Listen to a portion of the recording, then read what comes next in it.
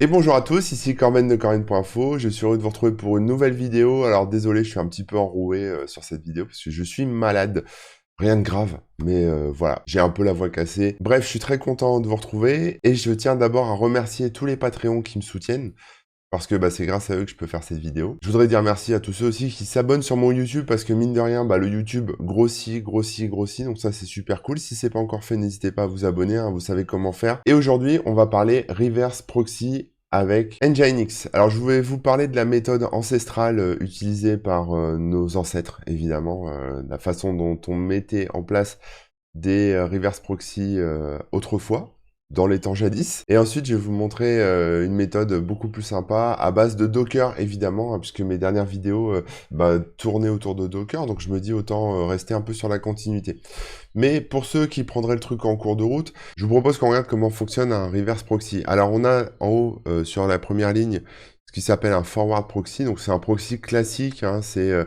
en gros, vous, en tant que client, vous vous connectez à ce proxy, et c'est ce proxy qui vous connecte au travers d'Internet au serveur, au site web, etc. Donc ça, c'est comme ça que ça se passe. C'est-à-dire que ce proxy-là fait suivre vos demandes au serveur. Le reverse proxy, c'est celui du bas. Il est un peu différent, c'est-à-dire que vous accédez à Internet et vous allez taper directement sur le reverse proxy, et c'est le reverse proxy qui va aller chercher les infos à partir du serveur ou des serveurs, parce que tout l'intérêt de mettre en place un reverse proxy, c'est de pouvoir avoir un point en fait d'accès dans lequel vous pouvez inspecter, modifier et rerouter des requêtes HTTP avant qu'elles atteignent vos serveurs web. Donc le reverse proxy permet de faire par exemple du load balancing, c'est-à-dire que vous allez à partir de votre reverse proxy pouvoir router les requêtes qui entrent sur votre reverse proxy vers différents serveurs identiques pour éviter de surcharger un seul serveur. Ça peut être aussi utilisé pour masquer un peu votre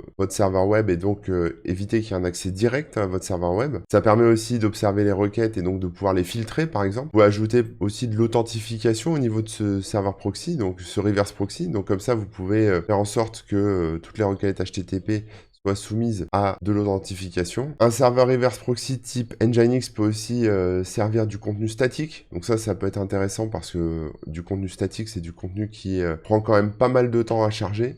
Et pouvoir les balancer directement dans un espèce de cache ou ce genre de choses, y compris avec de la compression de fichiers parfois, ça permet de désengorger nos serveurs web sur lesquels il y a souvent du PHP, ce genre de choses, donc qui servent du contenu dynamique. Et le proxy, le reverse proxy, lui, peut servir comme ça du contenu statique. Ça permet évidemment ensuite de faire de la réécriture d'URL, enfin ce genre de choses quoi. Et tout ça, c'est Nginx qui le gère, donc c'est plutôt cool. Alors de manière assez ancestrale, ce que je vous expliquais tout à l'heure, c'est qu'on peut configurer un serveur Nginx, on va dire de manière indépendante. On l'installe sur son serveur, on le configure pour qu'il puisse accepter les connexions. On va ensuite mettre un serveur Apache qui lui va être entièrement dédié à la distribution de contenu dynamique. Donc par exemple, on pourrait créer plusieurs sites WordPress, plusieurs services WordPress sur son Apache. On crée des virtual hosts dans Apache. On les active et ensuite, au niveau du reverse proxy, donc de Nginx, on lui dit telle URL. Par exemple, vous avez deux sites WordPress. Vous avez mon site 1.com et mon site 2.com. Alors, on peut dire au niveau du Nginx, si tu arrives depuis, en gros, mon site 1.com, je te redirige vers localhost 2.8081, par exemple. C'est le port Apache qui va servir le premier site web.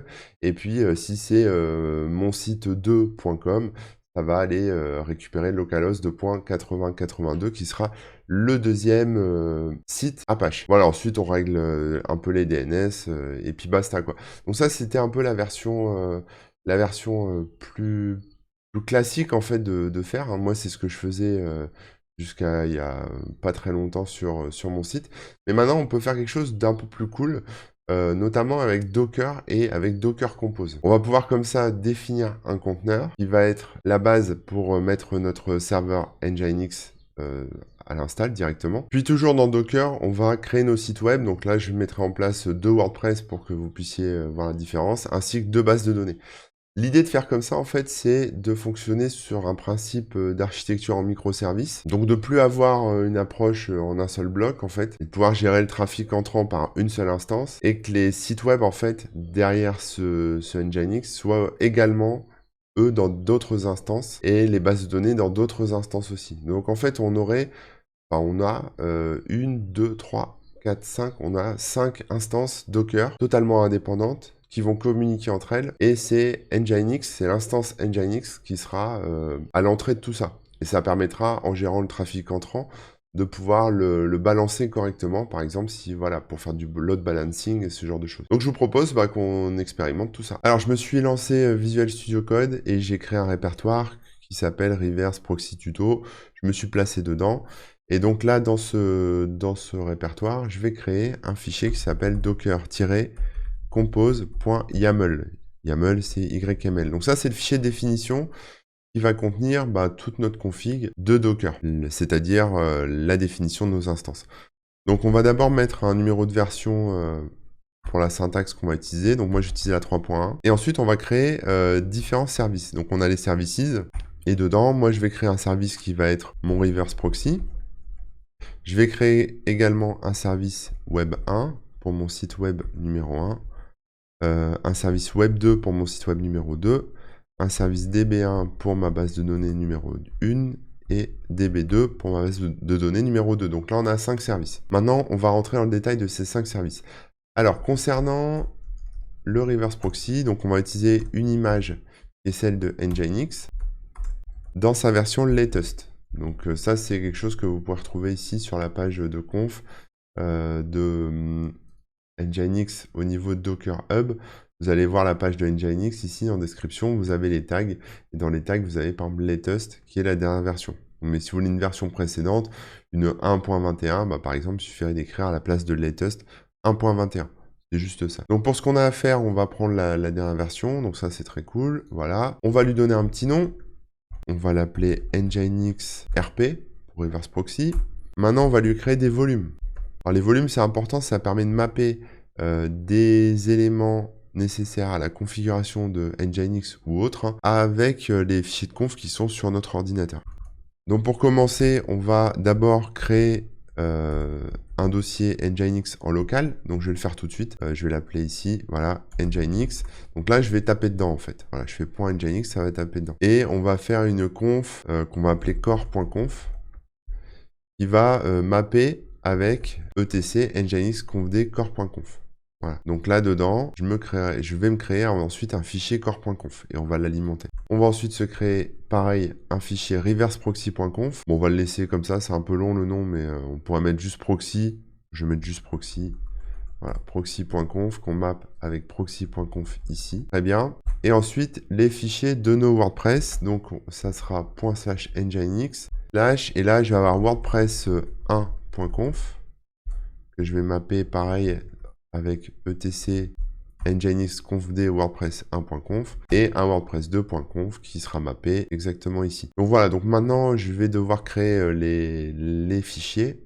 Donc on va les faire à vide, on va créer les fichiers à vide dans Nginx. Pour rien oublier, on va faire un core.conf. On va créer aussi un proxy.conf, voilà, on les remplira plus tard. Un wordpress 1.conf et un wordpress 2.conf. Dans le répertoire Nginx que j'ai créé en local. Donc ça, voilà, ça permet juste de faire le matching entre ce que j'ai ici en local, mes fichiers, et leur présence en fait dans l'instance. Voilà, parce que Docker, en fait, c'est une instance dans laquelle il y a les fichiers et il peut aller chercher des choses à l'extérieur. Mais si vous redémarrez l'instance, si c'est pas à l'extérieur qu'il va les chercher, il va les réécraser, quoi. Ça va être remis à zéro à chaque fois. C'est pour ça que les volumes sont importants. Donc une fois que mes fichiers sont créés ici partout, on va dire sur quel port on veut que ça arrive. Donc on va se mettre port 80 et 443, c'est très bien. Et ensuite, on va faire des liens. Donc on va linker en fait mon reverse proxy avec WordPress 1 et WordPress 2, évidemment, mais également DB1 et DB2. Voilà, ça tout est linké avec le reverse proxy. Donc là-dessus, on est plutôt pas mal. Maintenant, on va créer les WordPress. Donc on va aller chercher les images qui seront des WordPress en version latest. Voilà. On va lui donner un nom, ça sera WordPress 1. On va le mapper aussi, volume. Donc là, on est WordPress, donc on va dire... ouais, on peut faire WP1, effectivement. Donc là, en fait, je vais devoir créer un nouveau dossier qui va contenir mes WordPress, dans lequel je vais mettre... je me suis trompé, c'est pas un fichier, c'est un dossier, dans lequel je vais mettre le dossier WP1 et encore un nouveau dossier qui va s'appeler WP2. Voilà, comme ça, j'ai mes deux WordPress qui seront dedans. Donc là, j'ai WP1 pour l'instant, mais après, je mettrai WP2. Et je vais linker ce WordPress avec la base de données numéro 1. Links DB1, tout simplement. Web2, même chanson. On prend Web2, on colle, c'est l'image. Alors, je vous conseille de le faire avec Visual Studio Code, le fichier Docker Compose, parce que, vous voyez, si vous décalez un peu, il va pouvoir vous dire qu'il y a des erreurs. Il met des trucs en rouge, etc. Ça permet de respecter l'indentation, la syntaxe, etc. Donc ça, c'est plutôt cool. Conteneur, donc ça sera WordPress 2. On sera dans WP2 et ça sera la base de données DB2. Voilà. Donc là, on a ça. Mais on a oublié un truc. On le fera après, On va d'abord avancer sur les bases de données. Donc DB1, on peut mettre donc en image, on va mettre MySQL dans sa version latest également. Conteneur name, ça sera DB1. Et en volume, donc là, en volume, c'est là où seront stockées les données de votre base de données. Donc ici, MySQL DB1, c'est très bien. Et la conf, on peut mettre aussi la conf de la base de données. Donc ça sera MySQL, voilà. Et ça sera pas exactement ça. Là, ça sera plutôt conf.d. On va mapper sur etc/MySQL conf.d. Voilà, c'est pour la config de MySQL. Et on va créer surtout des variables d'environnement qui vont nous permettre de préciser tout ce qui m'affiche là, c'est-à-dire le mot de passe route, la base de données MySQL, l'utilisateur et le mot de passe. Donc là, sur la DB1, mon mot de passe route, c'est route. Bon, on va laisser ça, mais voilà, on peut mettre route 1, 2, 3, 4. Ma base de données numéro 1 va s'appeler WordPress 1. Mon user, bon, on va l'appeler comme ça, on peut l'appeler WP1. Mais après, je vous recommande de mettre des choses beaucoup plus sécurisées. Hein. Mais là, c'est vraiment pour la démo. Et mon mot de passe, ça sera WordPress 1, 2, 3, 4. Voilà. Donc ça, c'est des variables qui sont importantes parce que c'est comme ça que vont se créer les bases de données. Donc là, vous voyez, la base, elle s'appelle WordPress 1. Mon user s'appelle WP1. Et mon password s'appelle... Enfin, c'est WordPress 1, 2, 3, 4. On va mettre la même chose pour DB2. Voilà. Donc, image latest. On est sur un conteneur DB2, DB2 ici. Là, je me rends compte que j'ai fait une petite boulette. Donc, on va l'appeler conf2 et conf1. Voilà. Et en variable d'environnement, bon, on va laisser les mêmes mots de passe, mais ça sera WordPress 2 en nom de database. User, ça sera WP2. Et mot de passe, on laisse pareil. Donc ça, c'est la config de ma base de données. Maintenant, on va préciser à WordPress la config. Donc pour ça, pareil, au niveau de WordPress, on va créer des variables d'environnement. Donc on va se mettre ici, on va faire environnement. Et là, il me propose des champs, mais alors on va utiliser ceux-là. Alors on va mettre voilà, WordPress. Donc là, il me détecte un peu tout. Il me dit WordPress DBhost, c'est DB1, WP1, WP1 en password et WP1 en name. C'est pas tout à fait ça. Hein. En user, effectivement, c'est WP1, mais en base de données, c'est WordPress 1. Donc vous corrigez ça si c'est pas... Le host, il est bon, le user, il est bon. Le mot de passe, c'est WordPress 1, 2, 3, 4.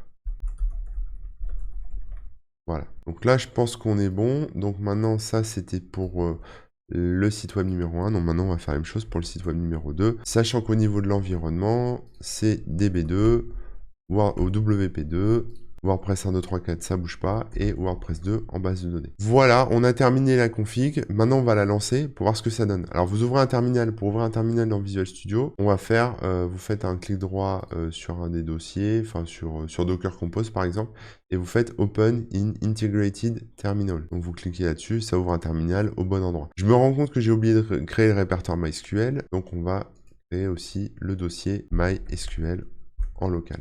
Voilà. Et on peut créer à l'intérieur, mais je pense qu'il va les créer tout seul, mais on pourrait créer aussi DB1, DB2, conf1, conf2, etc.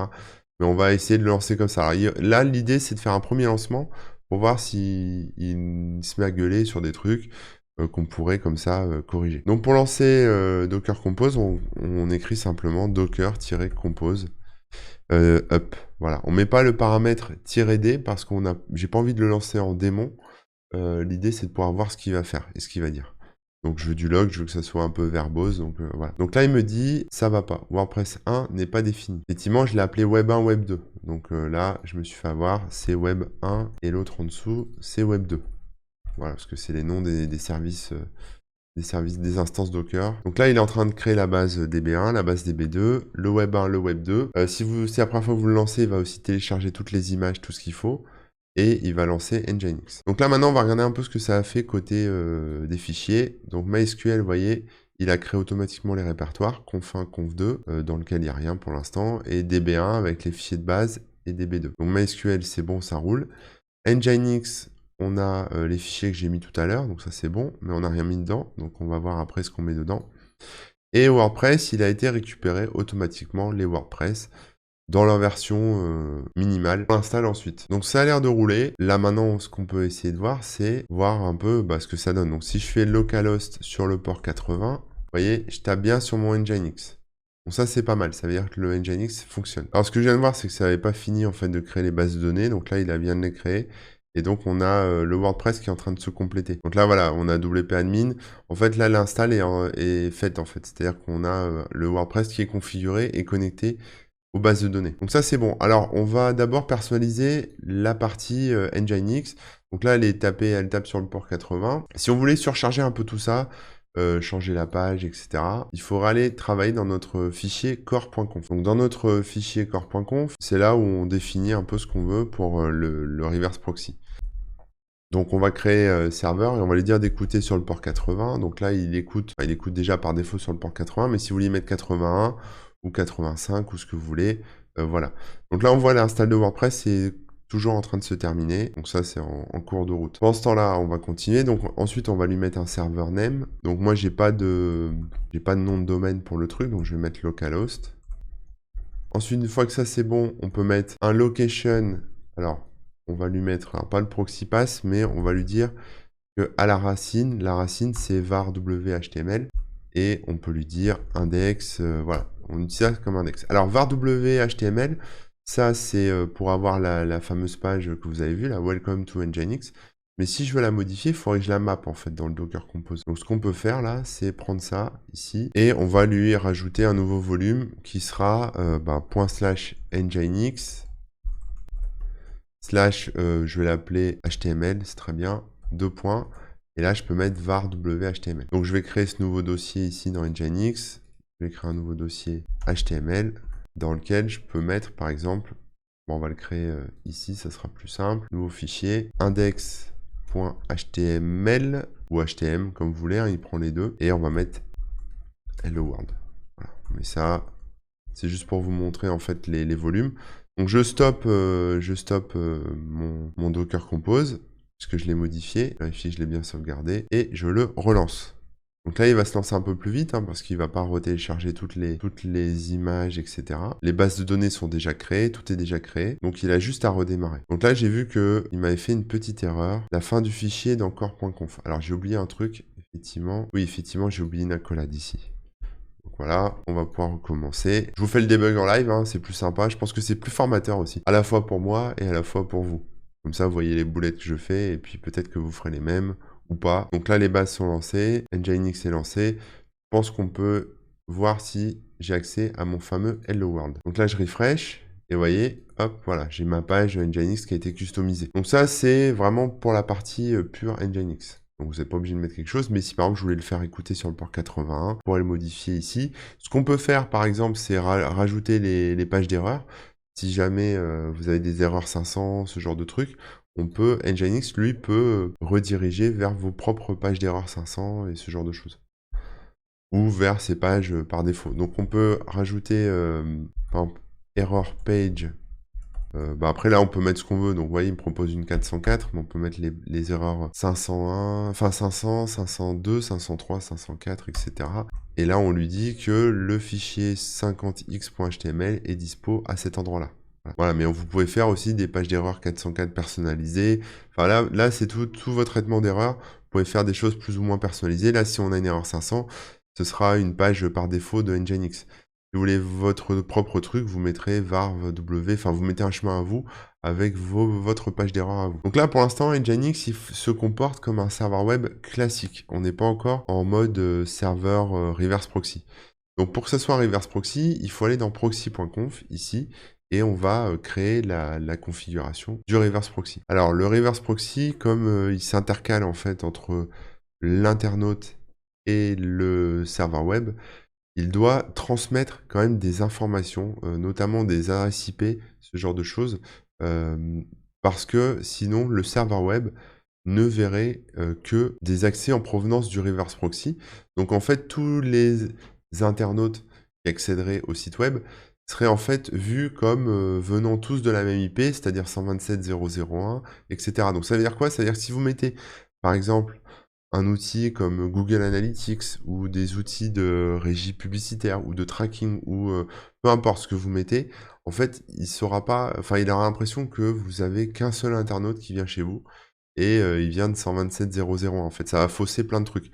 Donc, on doit mettre ce qu'on appelle des proxy headers, donc c'est-à-dire voilà, lui passer des entêtes pour qu'il puisse transmettre l'entête, pour que le reverse proxy puisse récupérer l'entête de l'internaute et la transmettre au serveur web.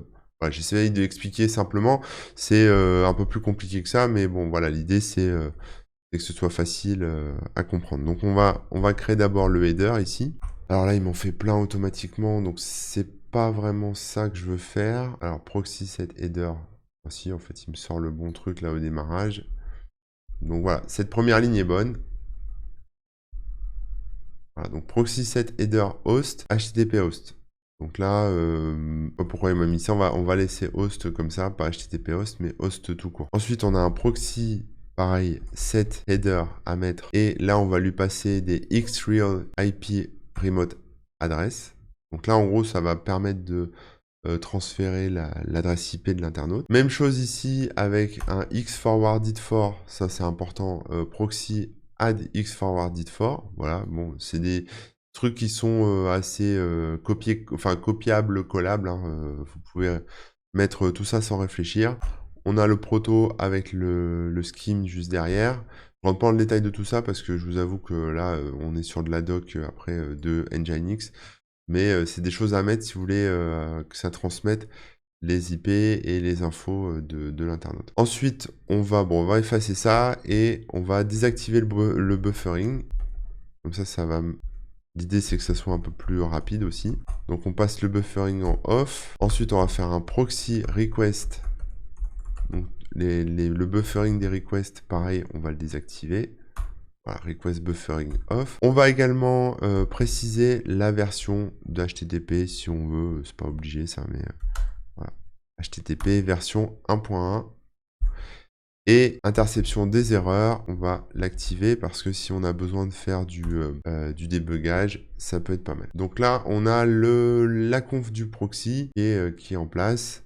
Voilà, mais c'est là-dedans. Si vous voulez modifier, ça sera là-dedans. Ensuite, on va ouvrir les fichiers de conf pour WordPress et on va juste dire à Nginx, voici sur quel port écouter tel site et voici sur quel port écouter tel site. Donc là, pour le WordPress numéro 1, ce sera écoutable sur le port 80, évidemment. Hop, voilà, 80. On va lui mettre un server name pour dire à partir de quelle IP il est dispo. Donc là, j'ai pas de nom de domaine, donc je vais essayer, je vais mettre des trucs à moi. Hein, je vais mettre wordpress.local.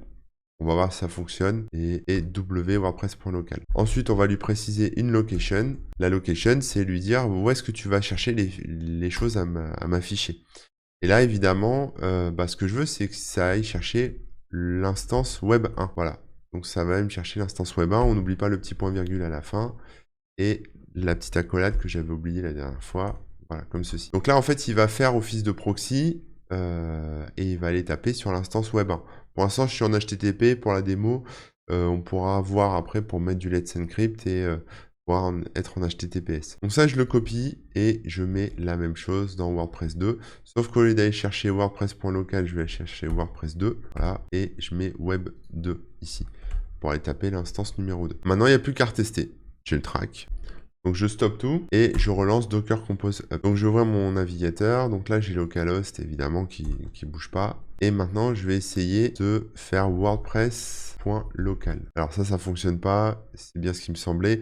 Donc ce qu'on va faire c'est ce que je vais faire c'est que je vais ouvrir un nouveau terminal ici et je vais aller éditer mon fichier nano etc / host, mon fichier host.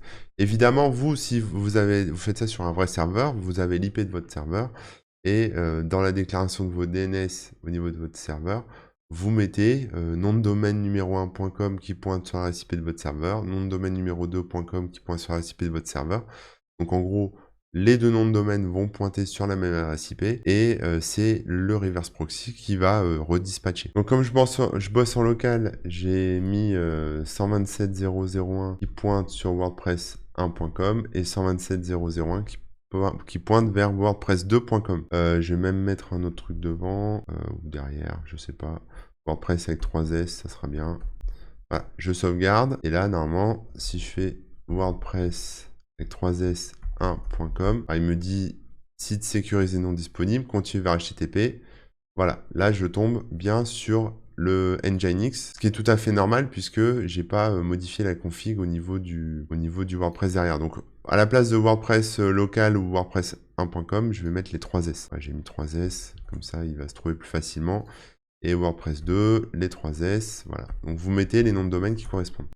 Comme la config a changé, il faut relancer Nginx, donc je stoppe mes instances et je les relance. On lui laisse un peu de temps, rafraîchit, et là, vous voyez, il est en train de lancer l'install de mon WordPress numéro 1. Donc là, c'est parti, j'ai mon serveur mon WordPress numéro 1, on va lui donner un petit titre, on va le configurer rapidement. Donc je vais l'appeler site 1, voilà, identifiant Corben, mot de passe Corben 1, 2, 3, 4, c'est pas sécurisé, mais ça me permettra de m'en souvenir. Email corben@corben.info.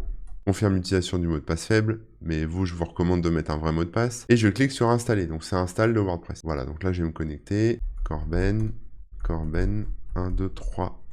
Je me suis loupé. 3, 4. Donc là, je suis bien sur mon nouveau WordPress tout frais. Site 1, très bien. WordPress1.com, on est bon. J'ai un site web. Et WordPress2.com, normalement, je devrais avoir une install toute fraîche aussi à faire. Continue en HTTP, puisque j'ai pas configuré HTTPS. Et voilà, donc là, vous pouvez voir que là, on est bien sur un autre site, puisque on est sur le deuxième, hein, puisque j'ai encore le procédure d'install. Si je remets le 1.com, je retombe bien sur mon site, et voilà. Donc c'est à ça que ça sert, en fait, les fichiers de conf WordPress 1 et WordPress 2. C'est juste de dire, écoute, toi, reverse proxy, écoute par où arrive la connexion, donc par WordPress 2, WordPress 1, et transmet en fait cette connexion au serveur, enfin en tout cas à l'instance web 2 qui est décrite dans le Docker Compose ici. Maintenant, ce qu'il faut savoir, c'est que je suis pas en condition réelle, hein, je suis en local, donc sur des adresses, enfin des noms de domaine qui ne m'appartiennent pas, qui sont complètement bidons. Donc je peux pas générer les certificats Let's Encrypt qui vont bien facilement. En tout cas, pas au travers de Docker comme c'est le cas, enfin comme il serait intéressant de vous le montrer. Donc je vais passer la partie en HTTPS, mais si ça vous dit, un de ces quatre, je vous la ferai, enfin je ferai une vidéo spécifique sur le HTTPS, l'ajout de certbot au travers de Docker. Je pense que ça pourrait être intéressant et pour ça, du coup, je prendrai des vrais noms de domaine pour tester.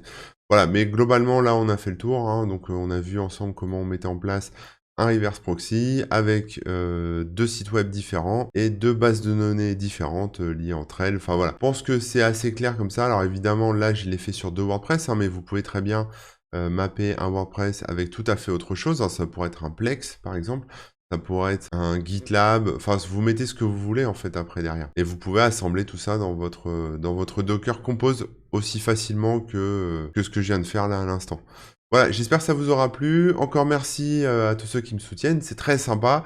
Moi je vais aller me finir de me soigner et puis n'hésitez pas hein, à laisser un petit commentaire, à vous abonner ou à rejoindre le Patreon. Pour ceux qui ne sont pas encore abonnés à Patreon, n'hésitez pas, hein, c'est sur patreon.com/corben et vous aurez accès à plein de contenus en primeur. Allez, je vous laisse et à la semaine prochaine. Ciao.